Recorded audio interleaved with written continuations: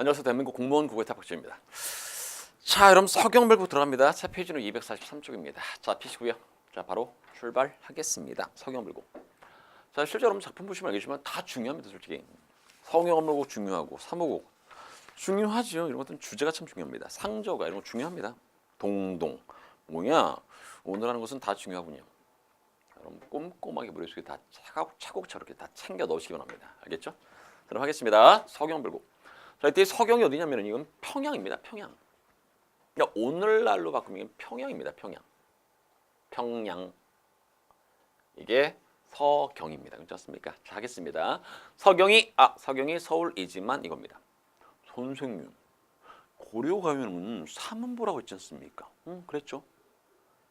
서경이, 아질가, 서경이, 서울이 말에는 몇 음보입니까 이거? 앞에 두 개 뺍니다.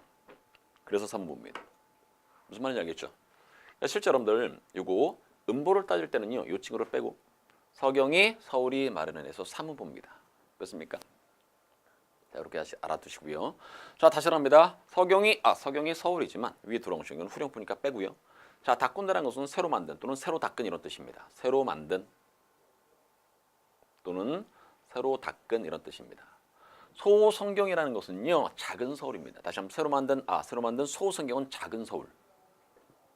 여러분들 아시다시피 이건 여러분 이런 것들은 몽땅 다 한국 사람님께 질문하십시오. 원래 고려의 수도는 개성이었죠. 근데 개성 나름대로 뭐 기가 쇠했다 해서 어디로 평양으로 천도를 하려고 했었죠. 평양 천도 됐습니까? 그래서 만든 게 이 평양은 새로 만든 서울입니다. 이렇게 설명하는 겁니다. 그때를 말하는 겁니다. 그때.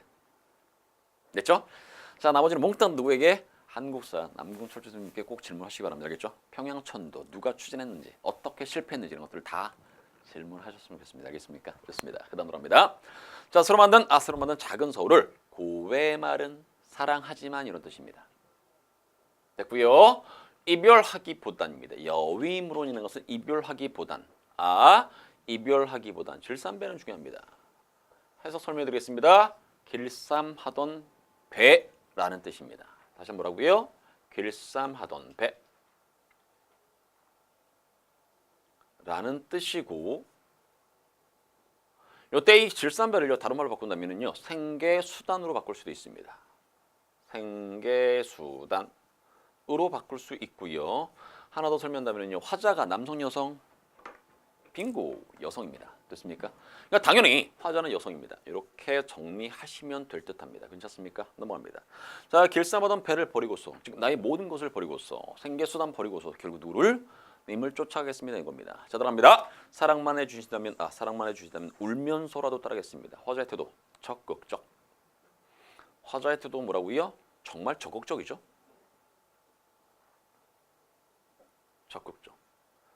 그러니까 남자가 나를 사랑만 해주신다면 나 모든 것을 버리고서 떠난답니다. 그 모든 것에는요 실제 길쌈하던 배를 버리겠습니다 라고 했지만 이거 말고 더 버릴 거 많지 않습니까? 부모님도 헤어져야죠.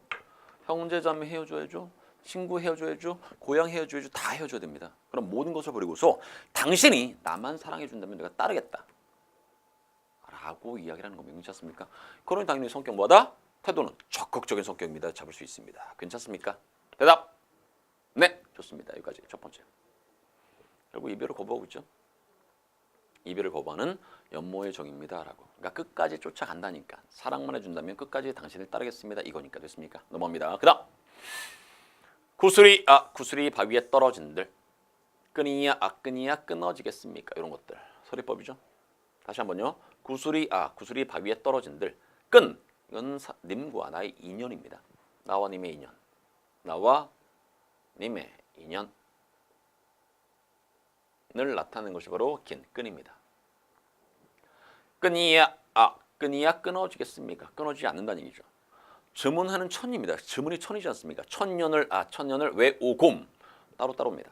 따로따로 네 여신들 살아간들 믿음이야 끊어지겠습니까? 절대로 끊어지지 않습니다. 두 개를 묶어서 설명한다면 무슨 법? 설의법입니다. 무슨 법이라고요? 설의법. 절대로 당신과 나의 사랑은 변함이 없을 겁니다. 이렇게. 그래서 잘 보십시오. 자, 두 번째 이연은요. 화자가 누구냐면요. 남성입니다. 여성이 아닙니다. 그러니까 첫 번째 1년과 두 번째 이연은요. 화자가 다릅니다. 여기. 그러니까 쉽게 말하면 이거지 않습니까? 남성 화자가 남자가 사랑하는 사람, 그러니까 여자를 떠나는 장면입니다. 그랬을 때 우리가 아무리 오래 떨어져 있어도 아무리 멀리 떨어져 있어도 우리의 사랑은 변함이 없을 겁니다. 라고 하면서 도망치는 거 아닐까 생각합니다. 됐습니까? 넘어갑니다. 그 다음 세 번째. 대동강이 넓은지 몰라서 대동강은요 뭘 상징하냐면요 얘는 이별을 상징합니다. 다시 한번 뭘 상징한다고요? 이별을 상징. 대동강이 넓은지 몰라서 베네어 놓았느냐 사공합니다. 너의 아내가 럼난데이라는 것은 음탕하다라는 뜻입니다. 음탕한 줄 몰라서 멸배라는 것은 떠나는 배죠. 떠나는 배에 얹은다라는 것은 태웠느냐 이 나쁜 사공가 이겁니다. 그러니까 결국 잘 보십시오. 님이 떠났어. 님이 떠난답니다.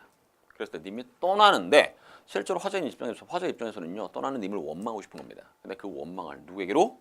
사공에게로 돌린 겁니다. 그러니까 결국 사공아 네가 배를 내놓았으니까 그 배를 타고서 님이 떠나는 건 아니냐 이겁니다. 속담. 여기서 뭘 잡을 수 있냐면요. 중로에서 뺨 맞고 한강에서 눈 흘긴다라는 속담 끄집어 넣을 수 있습니다. 됐습니까? 중로에서 뺨 맞고 한강에서 눈 흘긴다. 이런 거 가능하죠? 요 정도. 넘어갑시다. 대동강 건너편에 고질려 동그라미 원건이면 님의 새로운 여인입니다. 님의 새로운 여인입니다. 그러니까 대동강 건너편의 꽃을 배를 타고 가면 꺾을 것입니다. 이랬을 때 쭉 밑줄 챈 부분의 주체를 누구라고 한다면요 님. 주체를 님이라고 한다면요 님에 대한 화자의 불신을 나타냅니다. 됐습니까? 자, 주체가 님이면요 결국 님이 대동강 건너편을 가면 분명히 뭘 것이다? 새로운 여인을 사귈 것입니다. 이렇게 해석을 하는 겁니다. 그래서 이 부분 다시 한번 뭐라고요? 님에 대한 화자의 불신입니다. 님에 대한 화자의 불신. 그렇게 끝나는 작품입니다. 님에 대한 화자의 불신. 이렇게 정리하고서 마무리 지면 될 것 같습니다. 괜찮습니까? 대답. 네, 좋습니다. 그 다음 들어갑니다. 그 다음 작품 350 효입니다. 효. 이 친구는 주제를 좀 잡아주시면 됩니다. 주제가 뭐라고요? 효. 미안합니다. 이거 지우고 상저가가 효고요. 350은 엄마 사랑이네. 엄마 사랑. 엄마의 사랑. 잘 보십시오. 그러니까 이 작품은 주제가 뭐냐면요. 어머니의 사랑을 예찬하는 게 이 작품의 주제입니다. 상저가의 주제가 효고요. 됐습니까? 자, 하겠습니다. 호미도 날이랍니다. 다시 한번 호미도 호남이가 뭐라고요? 날이라고요. 못같이 날같이 될 까닭이 없습니다. 그러니까 호미도 날이야. 근데 뭐가 훨씬 더 잘 든다? 낫이 훨씬 더 잘 드는 거 아닙니까? 낫. 이게 낫 아닙니까?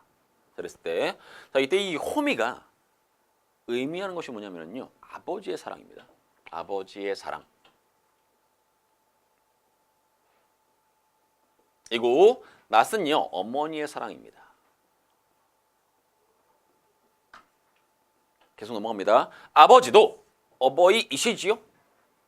부모님이지 않습니까? 근데 어머님같이 괴실이는 사랑하실 리 없습니다. 그러니까 아버지도 분명히 부모님 맞아. 누구보다? 엄마보다는요. 덜 자식을 사랑합니다. 그 말입니다. 됐습니까? 넘어갑니다. 아님이시여 어머님같이 사랑하실 리 없습니다. 두 번 썼네. 반복까지.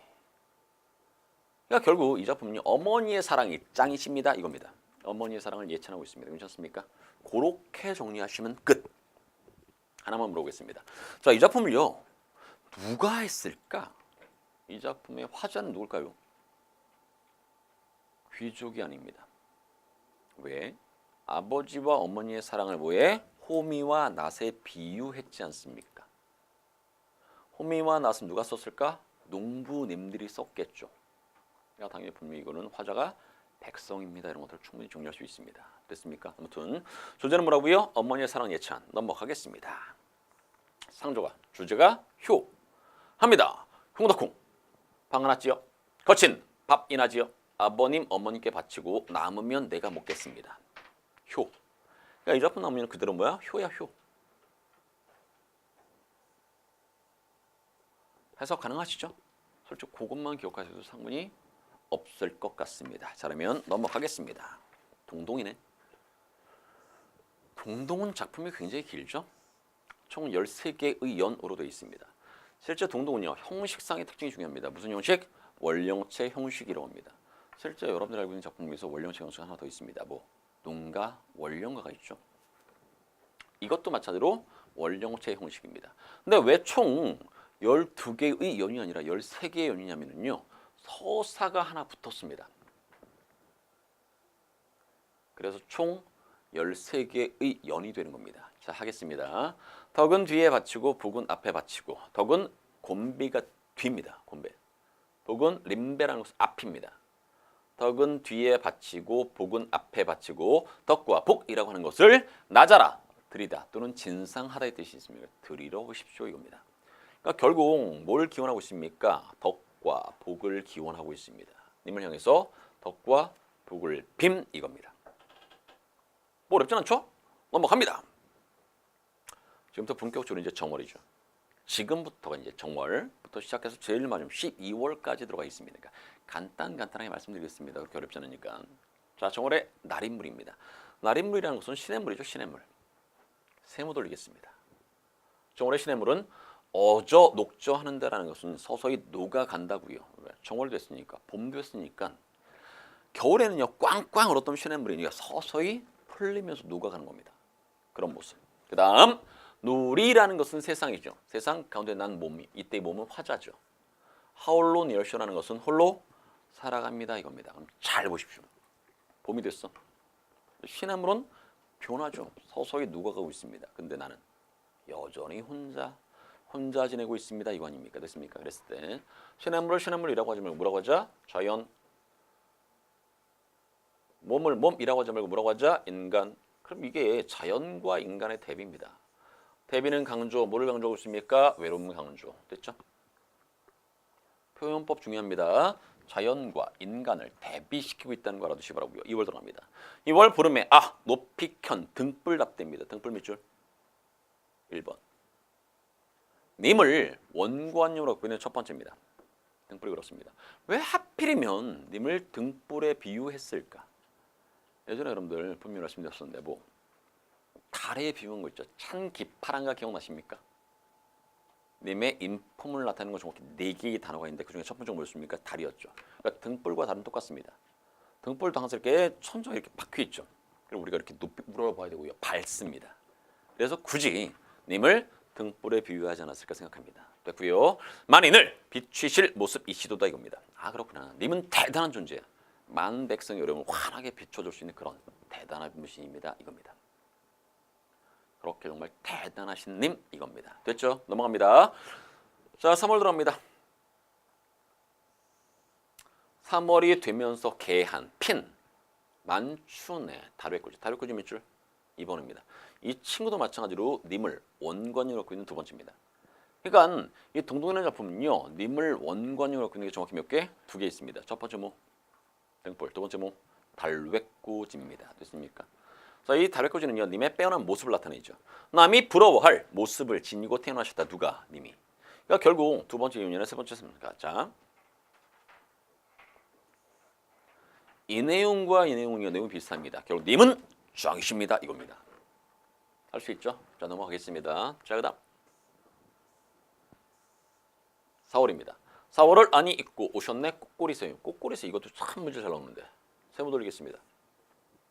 무슨 일로 녹사님? 녹사님이라는 것은요. 님의 벼슬입니다. 님의 벼슬. 님이야. 잘 보십시오. 4월이 됐어. 어김없이 꾀꼬리는 다시 찾아왔습니다. 근데 4월이 돼도 님은 완화 안 옵니다. 이겁니다. 그래서 오지 않는 님을 원망한다고 설명할 수 있고요. 그랬을 때 꾀꼬리새를 꾀꼬리새라고 하지 말자. 뭐라고 하자? 자연. 녹사를 녹사라고 하지 말고 뭐라고 하자? 인간. 이것도 마찬가지겠죠. 자연과 인간의 대비. 대비는 강조. 오지연님을 원망하고 있습니다. 괜찮습니까? 됐고요. 5월 들어갑니다. 5월 5일에 술이 단오날이죠. 단오날. 아침에 먹는 약은 님에 대한 화자의 정성을 가리키는 단어고요. 천년을 장수하실 약이라서 님에게 바칩니다. 님의 장수를 기원하고 있습니다. 괜찮죠? 자, 넘어갑니다. 6월입니다. 6월 보름에 벼랑에 버려진 빛입니다. 벼랑에 버려진 빛, 원관념. 나입니다, 나. 님에게 버림받은 화자 자신을 가리키는 말입니다. 이거 첫 번째. 됐죠? 6월 보름에 벼랑에 버려진 빛답구나. 돌아보실 님을 잠시나마 따릅니다, 이겁니다. 그러니까 쉽게 말하면 내가 님에게 버림받았어. 그럼에도 불구하고 나는 님을 계속해서 사모하고 있습니다, 이겁니다. 됐습니까? 그래서 나를 버린 님을 선모함, 이렇게 내용을 잡는 거고요. 자, 8년 들어갑니다. 7월이죠. 7월 보름에 백중이라는 것은 세시풍속입니다. 백중. 근데 이 백중을 어떻게 해석 가능하다? 온갖 재물로 해석이 가능합니다. 온갖 재물을 배하여 두고, 이때 배라는 것은 차려두다는 뜻입니다. 차리다. 그렇죠. 그래서 온갖 재물을 차려두고 소망을 비는 거야. 님과 한 곳에서 살고 싶다라는 그 소망을 빕니다, 이겁니다. 그러니까 결국 님과 함께 살고 싶은 소망을 비는 거겠죠. 됐습니까? 됐죠? 뭐 어렵지 않으니까 넘어갑니다. 8월 들어갑니다. 8월 보름은 갑의 추석이라는 뜻입니다. 갑의 날이라는 것은 추석날입니다.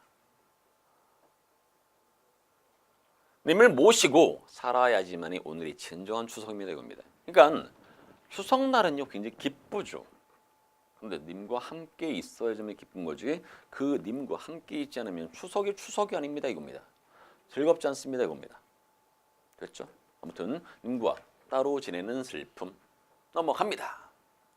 9월 9일에 약이라고 먹는 황화입니다. 국화꽃입니다.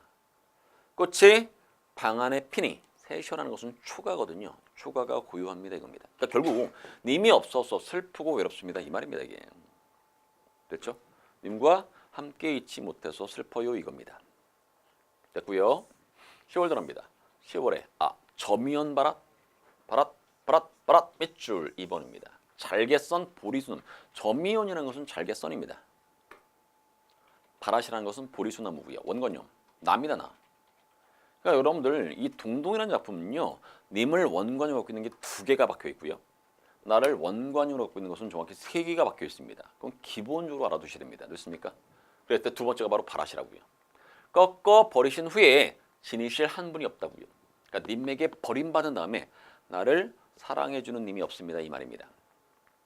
됐고 11월 들어갑니다. 11월에 봉당 자리에 한삼, 속적삼이지요. 덥고 누워 쌀알 살아온 뒤여 슬프구나. 왜 이래서 슬픕니다. 고님과 따로따로 살아가서 슬픕니다, 겁니다. 도치법 쓰고 있죠? 도치를 강조합니다. 뭐를 강조한다? 슬픔 강조. 슬픔을 강조하고 있습니다. 괜찮습니까? 네, 좋습니다. 마무리 들어갑니다. 13년, 뭘로 따지면 12월이고요. 12월에 분지나무로 깎은 나잘, 차려 올릴 또는 진상할 또는 바칠. 소반 가운데 요 친구. 이게 3번입니다. 나를 원관유로 갖고 있는 3번째입니다. 정리 가능하시겠습니까? 됐고요. 젓가락 답다고요. 님의 앞에 들어서 얼이논이라는 것은 가지런히 놓으니 손님이 가져다 뭅니다, 이겁니다. 무슨 말이냐면요, 이게 상이야, 젓가락입니다. 이게 납니다. 님이죠, 이거는. 내가 사랑하는 님이고요. 이쪽은 손님이죠. 그러니까 쉽게 말하면 화자의 입장에서는요, 자기가 사랑하는 님이 자기를 사용해 주기를 원하는 겁니다. 근데 냉큼 자기가 사랑하지 않는 님이 이 젓가락을 썼습니다, 이 말입니다. 그러니까 내가 사랑하지 않는 님과 인연을 맺은 슬픔, 이렇게 되는 겁니다. 괜찮습니까? 됐고요. 정리. 다시 말하면 이 작품은요, 뭐가 중요하다? 님, 원관유 갖고 있는 거 2개. 나, 원관유 갖고 있는 거 3개입니다. 기본적으로 알아주십시오. 자, 우선 첫 번째 님. 녹사도 님입니다. 3개를 써드리겠습니다. 3개. 첫 번째는요, 등불. 자, 두 번째는요, 진달래꽃. 달래꽃 이거죠. 진달래꽃. 세 번째는 녹사입니다. 녹사. 녹사는 님의 벼슬이었으니까 뭐 비유한다기 좀 그렇습니다. 녹사가 님을 가리킨 거는 맞습니다. 됐고요. 일부러 세 개 맞추려고요. 나를 원관유로 그리는 건 정확히 세 개죠. 첫 번째 뭡니까? 벼랑에 버려진 빛입니다. 두 번째는요. 절개선 보리수 나무죠. 세 번째는 젓가락 이겁니다. 이것들의 몽땅도 뭡니까? 나를 원관유로 갖고 있는 세 가지입니다. 괜찮죠? 기본적으로 알아두실 것들 이런 것도 기억하시면 됩니다. 오, 그럼 훅 다 끝났네. 자, 그러면 정석가 들어갑니다. 정석가. 그럼 정석가는요. 발상 및 표현을 좀 아시면 됩니다. 발상 및 표현법. 실제 이 정석가는요. 불가능한 상황 설정의 반어법 기억하시면 무난할 것 같습니다. 다시 한번요. 불가능한 상황 설정의 반어법. 자, 우선 하겠습니다. 이것도 하나 그냥 첨가된 겁니다.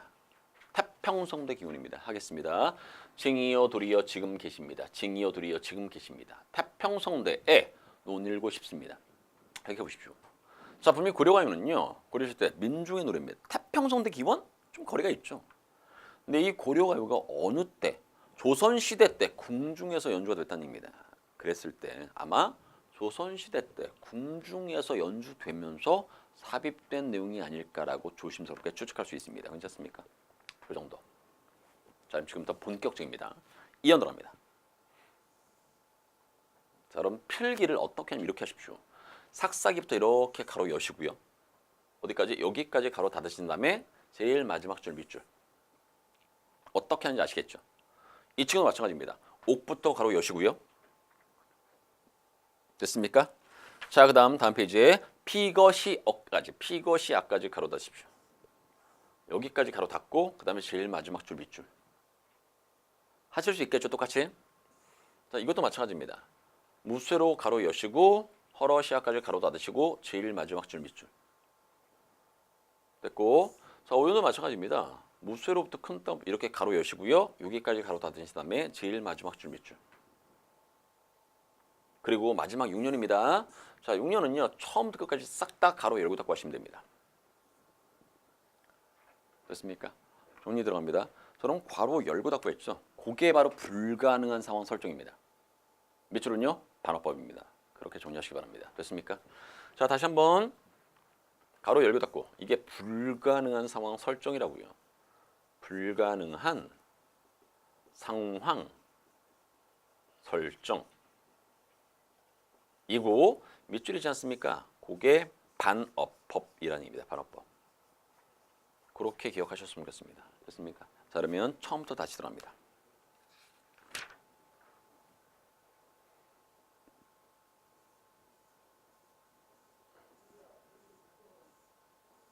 이해했으니까 여기서 출발합니다. 이연부터. 삭삭이라는 것은 바삭바삭입니다. 모래를 손에 이렇게 쥐고 비비면은요 소리 나죠. 그게 삭삭입니다. 바삭바삭 가는 모래 벼랑에. 여기도 좋은 구 있네. 없어도 상관없습니다. 바삭바삭 가는 모래 벼랑에. 바삭바삭 가는 모래 벼랑에. 구은 밤. 무슨 밤? 구은 밤. 무슨 밤? 구은 밤입니다. 닷대를 심습니다. 100대를 심으면 뭐겠습니까? 싹이 난다 안 난다? 안 나죠. 그 밤이 우미 돋아서 싹이 나야지만 결국 안 난다는 얘기입니다. 이게 불가능한 상황 설정입니다. 덕이 많으신 님과 이별하고 싶습니다. 이별하기 싫다는 얘기죠. 그러니까 앞에 불가능한 상황을 설정했으니까 밑줄이 반어가 되는 겁니다. 됐습니까? 그렇게 기억하시기 바라고요. 넘어갑시다. 그러면 옥으로 연꽃을 새깁니다. 옥으로 연꽃을 새깁니다. 바위 위에 접을 붙입니다. 무슨 말인지 알죠? 옥으로 새긴 연꽃, 그 연꽃을 바위 위에 딱 붙여놓는 거야. 그 꽃이 피겠습니까? 말이 안 되죠. 짭시다. 그 꽃이 새 묶음이 피어야지만 덕이 많으신 님과 이별하고 싶습니다. 결국 이별하기 싫다는 얘기입니다. 됐고요. 무쇠로 천릭이라는 것은 무관의 옷입니다. 갑옷, 말아라는 것은 재단하다 또는 자르다 이런 뜻이 있습니다. 무쇠로 무관의 옷을 재단하여 철사로 주름을 박습니다. 그 옷이 생각해 보십시오. 무쇠천, 실은 철사. 이게 헐까? 안 헐겠지. 그게 어떻게 헐니까? 그래서 그곳이 다 헐어야지만 결국 절대로 헐지 않을 테니까 덕이 많으신 님과 이별하고 싶습니다. 결국 이별하기 싫다는 얘기입니다. 됐죠? 자, 넘어갑시다. 무쇠로 한소라는 것은 큰 소, 황소를 말합니다. 한강은 큰 강이죠. 아무튼 그래서 무쇠로 큰 소를 만들어다가 철수산, 철나무산이야. 이런 산이 있겠습니까? 아무튼 그 산에 놓습니다. 그 소가 요 짝대기 있죠. 요 주격조사입니다. 그 소가 철풀을 먹어야지만 그 소가 철풀을 먹겠습니까? 이런 게 불가능한 상황 설정에 덕이 많으신 님과 이별하고 싶으면 결국 이별하기 싫다는 얘기입니다. 됐고, 자 이게 서경별국이래. 이게 정석가의 6번째 6년이죠. 자 보시면 알겠지만 서경별국의 2연 혹시 기억나십니까? 구슬이 바위에 떨어진들 끊이야 끊어지겠습니까? 천년을 따로따로 살아간들 믿음이야 끊어지겠습니까? 기억나십니까? 읽어보시면 알겠지만 똑같습니다. 즉 서경별국의 이연과 정석가 6년이 똑같다는 얘기입니다. 즉 구전문학이 됐다는 증거죠. 그러니까 분명히 저 노래는요. 정석가 6년이든 서경별국의 이연이든 아마 당시 굉장히 유행하던 가사였던 것 같습니다. 그러니까 입에서 입으로 전해지다가 막 집어넣었다는 얘기죠. 그러니까 여기도 있고 저기도 있고 이겁니다. 즉 구전문학, 즉 적층문학의 특징을 볼 수 있습니다. 됐습니까? 좋습니다. 넘어갑니다. 뭐 내용 간단하죠. 구슬이 바위에 떨어진다. 끈 안 끊어진다고요. 서리법. 천년을 따로따로 살아간들. 믿음 안 변합니다. 그렇죠? 그 정도 기억하시면 문화. 그래서 여러분 말씀드렸지만 정석가는요. 발상의 표현이 굉장히 중요합니다. 물론 주제도 나오겠지만 정석가가 이렇게 삐약하고 지문으로 들어왔으면 무조건 발상의 표현법으로 문제 출제될 수 있습니다. 괜찮습니까? 그렇게 기억하시고 경기체가 들어갑니다. 솔직히 경기체가는요. 뭐 큰 의미는 없어. 하겠습니다. 신흥사대부에 의해서 향유되던 노래고요. 다시 말씀드리지만 귀족들이 불렀던 노래입니다. 경기체가는요. 노래 끝부분에 이게 경기체가 이유입니다. 경기하여라는 구절이 붙어있기 때문에 경기체가 또는 경기하여가라고 하는 겁니다. 향락적, 퇴폐적 풍류생을 걸고 현실 도피적인 내용이 주를 이루고요. 고려 소교와 같은 연시로 되어 있으며 한 년은 전대절, 후소절. 그러니까 앞에는 전대절이고요. 뒤에는 후소절입니다. 행수는 대체로 육행, 한행은 삼음보 이런 식으로 되어 있습니다. 괜찮죠? 간단히 보겠습니다. 이건 한림별곡입니다. 그나마 여러분들 경기체가 작품 중에서 딱 하나 본다면 한림별곡 정도 보시면 됩니다. 나머지는 필요 없습니다. 그냥 한림별곡 정도 보시면 될 것 같습니다. 됐습니까? 자, 요 한림별곡이 거의 마지막 작품? 아니, 조금 더 하겠습니다. 시조까지는 보겠습니다. 괜찮죠? 합니다. 유원순의 문장 그대로 설명합니다. 유원순의 문장. 이일로엣이 이공로의 사육 별념은 이규보 진화의 쌍운주필입니다. 쌍을 맞춰서 써 내려가는 글 이겁니다.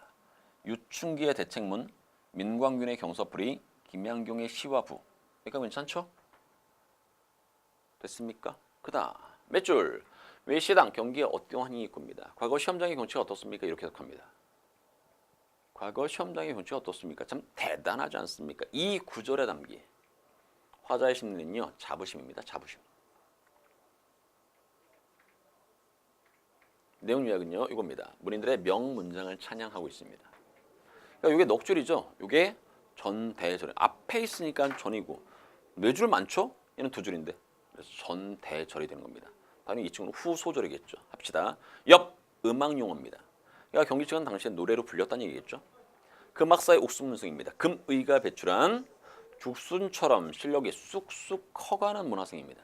다시 금의가 배출한 죽순처럼 실력이 쑥쑥 커가는 문화생. 나를 포함해서 몇 분입니까? 참 대단하지 않습니까? 이겁니다. 금의의 문화생을 찬양하고 있습니다. 됐죠? 자, 그 다음 넘어가겠습니다. 2장. 당서, 한서, 장자, 노자, 한유와 유종원의 문집, 이백과 두보의 시집, 난대집, 백거이의 문집, 시경과 서경, 주역과 춘추, 대대의 소대입니다. 이런 여러 가지 식들을 주를 포함해서 내리 외우는 경치가 어떻습니까? 이렇게 해석합니다. 정말 대단하지 않습니까? 자부심. 그래서 여러분들 명서의 나루입니다. 됐고 대평광기 400여 권입니다. 아마 시리즈물인가 봐. 대평광기 400여 권, 대평광기 400여 권. 열람경이라는 것은 열람하는 그 경치가 어떻습니까? 대단하지 않습니까? 자부심입니다. 됐죠? 그래서 여러분들 여기까지는 전대절, 명저, 명서, 나열이고요. 이거는 후소절입니다. 독서에 대한 자긍심을 찬양하고 있습니다. 독서에 대한 자긍심을 나타내고 있죠. 괜찮죠? 넘어갑시다. 8장. 그나마 문학성이 조금은 있다라고 평가받는 게 바로 이 8장이죠. 출발. 당당당 아무런 의미 없습니다. 단순히 음수율을 맞추기 위한 조어입니다. 이것도 공문국에서는 선택지로 들어갈 수 있습니다. 당당당 음수율을 맞추기 위한 조어. 됐습니까? 당추자 조엽 남깁니다. 호두나무와 쥐엽나무에 붉은 실로 붉은 그네를 맵니다. 당겨라 밀어라 어린 소년아 내가 가는 곳 남이 갈까 두렵습니다. 이겁니다. 그네 타는 광경을 찬양하고 있죠. 그 다음 옆 똑같습니다. 사곡숨숨 쌍숨길에 옥으로 깎은 듯한 고운 손길에 이런 뜻입니다. 옥으로 깎은 듯한 고운 손길에 호슈떡요 왠지 중국 같죠. 손잡고 논의는 정경이라는 뜻입니다. 손잡고 논의는 그 경치가 어떻습니까? 대단하지 않습니까? 이겁니다. 그래서 풍류 생활을 찬양하고 있습니다. 말 이해하시겠죠? 뭐 그렇게 정리하시면 될 것 같고. 자, 그다음 4번에 시조가 딱 있는데 많은 줄 알았더니 작품 몇 개 없죠? 간단하게 보고서 오늘 마무리 짓겠습니다. 자, 합니다. 시조. 분명 말씀드렸지만 고려 중엽의 발성이 있습니다. 고려 말에 완성된 3장 6구 45 이게 시조, 즉 평시조의 특징입니다. 형식상의 특징. 3장 6구 45조 내용입니다. 시조는 단가죠. 짧으니까. 조선 영조 때 명천 누구? 이세춘 님께서 시절가조라는 명칭을 붙였습니다. 시절가조에서 시조가 된 겁니다. 여기서 생긴 이름이고요. 3장 6구 45는 평시조 형식이고요. 이게 저는 잘 모르겠는데 만들기가 굉장히 쉽기 때문에 틀이 있기 때문에 그 틀에 집어넣으면 되지 않습니까? 그래서 굉장히 널리 불려져서 오늘날까지도 분명히 시조가 있습니다. 현대 시조 있죠. 한가에서 개원돼서 고려가 이후에 분장 과정을 거치면서 형성될 것으로 추정합니다. 이런 것도 그냥 쓱 보시기 바라고요. 이런 시조가 있습니다. 지금 여러분들에게 어느 시대? 고려 시대의 문학을 설명하고 있죠. 고려 시대 시조는 이 정도가 될 것 같습니다. 이겁니다. 됐죠? 좋습니다. 자, 합니다. 밑에 아마 여러분 이 정도는 아시죠? 이런 들었더미요 저런 들었더리 만수산 드렁치기 얼거진데 그 어떠리 이방원의 시조 아닙니까? 하여가 우리도 이같이 얼거져서 100년까지 누리라. 우리 같이 힘 합치자. 그래서 잘 먹고 잘 살자. 이거 아닙니까? 그래서 주제는 회유. 정몽주가 단심가를 불렀죠. 어떻게 불렀는지 봅시다. 이 몸이 죽고 일백공 고쳐주고 백골이 진토대 넋이라도 있고 없고 님을 향한 일편단심이 변한다 안 변한다? 절대로 변하지 않습니다. 님을 향한 일편단심이 주제 이겁니다. 됐습니까? 뭐 이런 것들이 뭐 가볍게 보시면 됩니다. 뭐 그렇게 어렵지 않으니까. 산문문학인데 여기까지만 하겠습니다. 알겠죠? 산문문학을 조금 더 하고 실제 여러분들 작품을 설명하지 않겠습니다. 왜요? 이거 다 설명하면 굉장히 시간이 많이 걸리거든요. 근데 여러분 한 번쯤 읽어보십시오. 근데 여러분들 제가 부탁드리는 게 있습니다. 자, 여기까지는 하겠습니다. 쟤는 왜 이랬다 저랬다. 죄송합니다. 하다 보니까 조금 더 이런 생각이 듭니다. 백원문학입니다. 문인들이나 학자들이 한간에 떠도는 이야기를 한문으로 쓴 기록문학입니다. 폐관 분명히 말씀드렸죠. 민간에서 떠도는 이야기를 이렇게 모으는 벼슬 모아가지고 책을 만들었죠. 그게 바로 폐관문학입니다. 읽지 않습니까? 됐고 폐관문학은요 가전문학을 거쳐서 가전체문학 고대 소설 발생에 영향을 끼쳤습니다. 그러니까 폐관문학에서 그러니까 설화에서 출발했겠죠. 설화에서 폐관문학으로 갔다가 가전체문학으로 갔다가 소설로 이런 식으로 작품은 이런 것들이 작품집은 이런 것들이 있다는 얘기고 이런 것도 보시고 가전체문학이 솔직히 중요하거든요. 가전체문학의 가장 기본은 의인법이죠. 소를 의인화, 뭐 거북이를 의인화, 지팡이를 의인화 이런 것들 아닙니까? 의인법은 깔고 들어갑니다. 그러니까 이런 것들이 당연히 원래 그렇지 않습니까? 소설을 허구성이죠, 허구적. 그러니까 당연히 이런 가전체문학이 허구성에 이렇게 영향을 줬겠죠. 됐습니까? 그 말. 근데 여러분들에게 부탁드리고 싶은 게 뭐냐면 이겁니다. 잘 보십시오. 작가 말고 국순전입니다. 뭐를 의인화시켰습니까? 술. 이걸 밑 적어 주십시오. 공방전입니다. 뭐를 의인화? 돈. 국선생전입니다. 마찬가지 누구? 술. 청강사자 현부전입니다. 누구? 거북이. 이렇게. 저생전입니다. 누구? 종이. 죽부인전입니다. 누구? 대나무. 정시자전입니다. 누구? 지팡이를 의인화한다는 걸 알아두시기 바랍니다. 이렇게 해서 실제 연결시켜서 문제 출제가 됐다는 얘기입니다. 오! 팍 했는데 됐죠? 여러분들 딱 제목 보시고 아 정시자전은 뭐다? 지팡이. 저생전은 뭐다? 종이. 뭐 이렇게 암기해 주시기 바랍니다. 혹시라도 문제 나올까 봐. 지문이 출제되긴 좀 아무래도 좀 어렵습니다. 자, 왜 그럴 수밖에 없냐면요. 공무원 좀 한계가 있죠. 지문이 기껏해 여러분 시험지 보셨습니까? 3쪽입니다. 3쪽. 정말 많게는 4쪽. 저도 주로 이 1번부터 20번까지 문제 만들 때 4쪽을 많이 쓰거든요. 그 정도밖에 걸리지 않습니다. 그러니까 이런 산문을 왕창 집어넣기 좀 어렵습니다. 그러니까 간단하게 이런 것들을 물어볼 수 있죠. 다시 한번 국순, 전이라는 것은 술, 돈, 술, 거북이, 종이, 대나무, 지팡이 이런 것들 이렇게 믹스해서 문제 출제될 수 있습니다. 물론 출제됐었고요. 그러니까 그런 것들 기억하시면 무난할 것 같습니다.